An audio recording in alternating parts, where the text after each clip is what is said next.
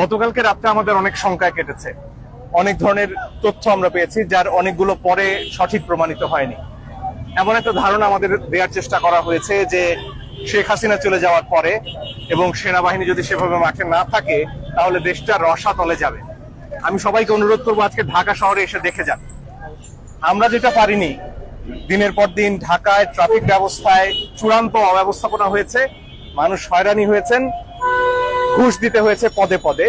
আজকে আমাদের ছেলে মেয়েরা রাস্তায় নেমে এসেছে এবং কত সুশৃঙ্খল ভাবে ঢাকার রাস্তা চলছে সেটা আপনারা নিজে না দেখলে বুঝতে পারবেন না। স্বাভাবিকভাবে চলছে, সেভাবে যানজট নেই এবং অনেক বিষয় যেগুলো অনেক দেশে সাধারণভাবে মানুষ জানে বলে ধরে নেওয়া হয়, ধরুন আপনি ডান দিকে যাবেন তখন আপনি বাম দিকের রাস্তা বন্ধ করবেন না, কিংবা আপনি বামে যাবেন তখন আপনি ডানের রাস্তা বন্ধ করবেন না। এই সাধারণ বিষয়গুলো আমাদের ছেলেমেয়েরা আমাদেরকে শেখাবার চেষ্টা করছে। তারা রাস্তা ঝাড়ু দিচ্ছে নিজেরা।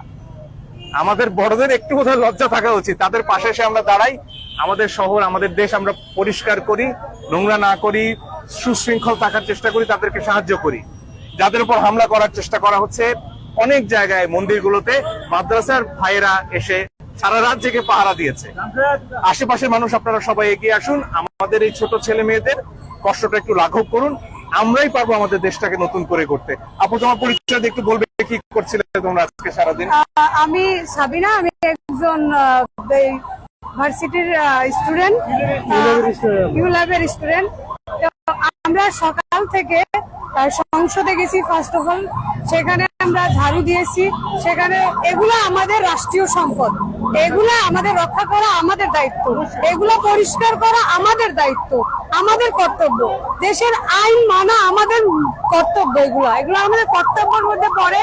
তো আমরা চাইবো যে সাধারণ জনগণ আমাদের পাশে এসে দাঁড়াক, তারাও এইগুলা করুক, আমাদের সাথে কাঁধে কাঁধ মিলিয়ে একসাথে আমরা কাজ করতে চাই ইনশাআল্লাহ। এবং আরেকটা ব্যাপার, সেটা হচ্ছে আপনাদের যারা রাস্তা বেরোচ্ছেন, আমাদের ছেলেমেয়েরা কিন্তু সেই মনে আছে নিরাপদ সড়ক আন্দোলন, আপনার ড্রাইভিং লাইসেন্স সাথে আছে কিনা একটু সাথে রাখবেন, মেয়াদটা আছে কিনা দেখে নিন, কারণ এখন ঘুষ দিয়ে পাওয়ার আসলে কোনো রাস্তা নেই।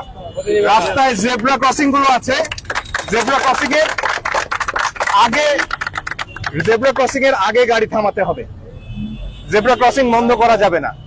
এই সহজ নিয়মগুলো দরকার হলে ইউটিউবে ভিডিও আছে যে একটা ট্রাফিক আইন কিভাবে মেনে চলতে হয়।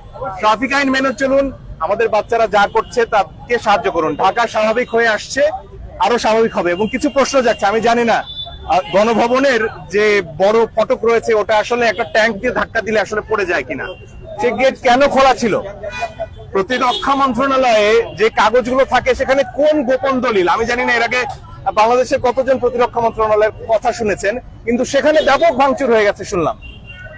কেন? প্রধানমন্ত্রীর অফিসে, গণভবনে এবং প্রতিরক্ষা মন্ত্রণালয়ে কোন গোপন নথি ছিল, কাদের নাম ছিল, সেগুলো বেরিয়ে আসা দরকার। আমি জানি যারা এই স্বৈরশাসকের সহায়ক শক্তি ছিলেন, বিশেষ করে বড় বড় ব্যবসায়ীরা, বেক্সিমকো বলুন, বসুন্ধরা বলুন, সামিট গ্রুপ বলুন, তারা নিশ্চয়ই আজকে অন্য কোনো শক্তিকে বশ বানিয়ে টাকা দিয়ে কিনে নিজেদের অবস্থাটা বজায় রাখার চেষ্টা করছেন। যাদেরকে বলতে চাই, তাদেরকে স্পষ্ট করে, আমাদের সন্তানরা ওই পুরনো বাংলাদেশে ফেরত যাবে না, নতুন বাংলাদেশ হবেই না।